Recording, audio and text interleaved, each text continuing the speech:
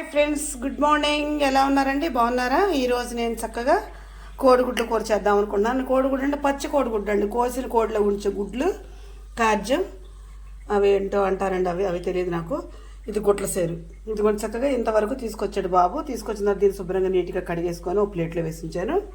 దానికి కావాల్సినన్ని పచ్చిమిరకాయలు కోసి రెడీ ఉన్నాయండి, ఉల్లిపాయలు, అల్లం, వెల్లుల్లి మిక్సీ పట్టుకోవాలండి. దానికి కావాల్సిన సాల్టు, కారం, పసుపు. ఇప్పుడు ఒక బౌల్లో మనం నీళ్ళు తీసేసుకొని ఫస్ట్ ఏం చేద్దామంటే గుడ్లు నీటిని ఉడకబెట్టాలండి. ఫస్ట్గా ఇలా వాటర్లో వేసేసి ఉడకబెట్టాలి. ఇట్లా ఉడకబెట్టిన తర్వాత ఈ నీళ్ళని వంపేసి అప్పుడు మనం కర్రీ చేసుకోవాలండి. ఇదిగోండి గుడ్లు ఈ విధంగా ఉడకబెట్టేసుకున్నాను చక్కగా. అంటే 2 పొంగులు పొంగనిచ్చానండి. ఇదిగోండి అల్లం వెల్లుల్లి పేస్ట్ పట్టేసాను. ఫస్ట్గా ఏం చేద్దామంటేనండి మనం పచ్చిమిరపకాయలు వేద్దాం. తర్వాత ఉల్లిపాయలు. ఇది ఫ్రైలాగే కదండి, పులుసులా కట్ చేసుకుంటే బాగోదండి. ఇది చక్కగా రసంగా ఏదైనా పెట్టుకుంటే చాలా టేస్టీగా ఉంటుంది. ఇప్పుడు ఇందులో మనం వెల్లిపాయ అల్లం పేస్ట్ కూడా వేసేసి చక్కగా ఎర్రగా వేగనిచ్చుకుందామండి. ఎందుకంటారా, పచ్చి కంపు రాకుండా ఉంటుందని చెప్పి ఉల్లిపాయలు పచ్చిమిరకాయలతో పాటుగా నేను అల్లం వెల్లుల్లి పేస్ట్ కూడా వేసేస్తానండి. నేను చక్కగా ఎర్రగా వేగనిద్దామండి.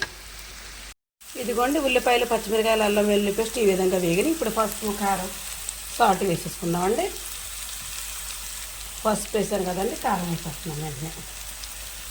సాల్ట్ కూడా దాంతోపాటు వేసేసిన తర్వాత దీన్ని మొత్తంగా ఉల్లికారంలో తయారు చేసుకోవాలి. దీన్ని ఉల్లిపాయ కారం కూడా ఈ విధంగా చేస్తారండి, కానీ చాలా టేస్ట్ ఉంటుంది. కానీ మరిన్ని ఉల్లిపాయ ముక్కలు, పచ్చిమిరకాయ ముక్కలు కలిపి మిక్సీ బట్టి ఇట్లా ఏం చేసుకొని ధనియాల పొడి పేస్ట్ అంతా చేసుకుంటే భలే ఉంటుందండి. కొత్త వేసుకుంటే అన్నం అంతా మరింత కలుసుద్దండి.